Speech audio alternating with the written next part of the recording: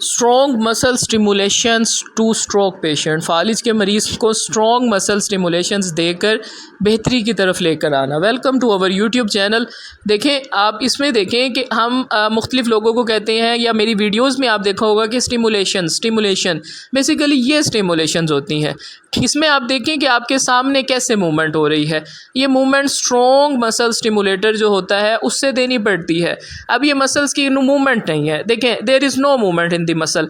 अब देखें कि वो किस तरह हमने उसके मुख्तलिफ पॉइंट्स को जब स्टिमुलेट करना स्टार्ट किया तो उनके मसल्स रिस्पॉन्स देते हैं। बेसिकली इन स्टिमुलेशन से ही आपके मसल्स के अंदर एनर्जी जनरेट होती है।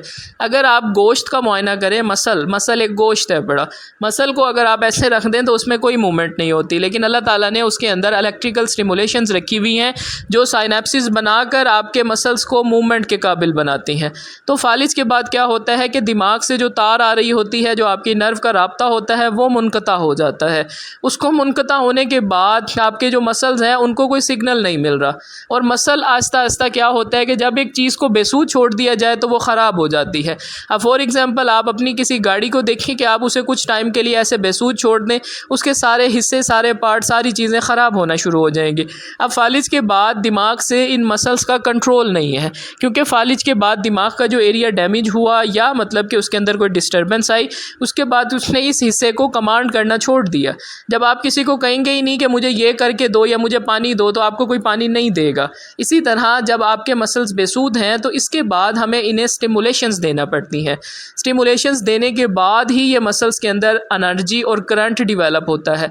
बेसिकली आप देखें कि इसके अंदर राब्ता आपका मुनक़ता है। हमने इसके अंदर आप पैसिव, यानी कि समझ लें कि आपकी बिजली लाइट गई हुई है, हमने अब जनरेटर से उसके अंदर करंट पैदा करना है।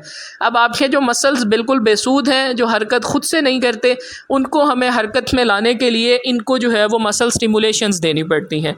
ये स्ट्रॉन्ग मसल स्टिमुलेशन आपके मसल्स के अंदर जाती हैं तो आपके पट्टे जागते हैं, वो एक्टिव होते हैं।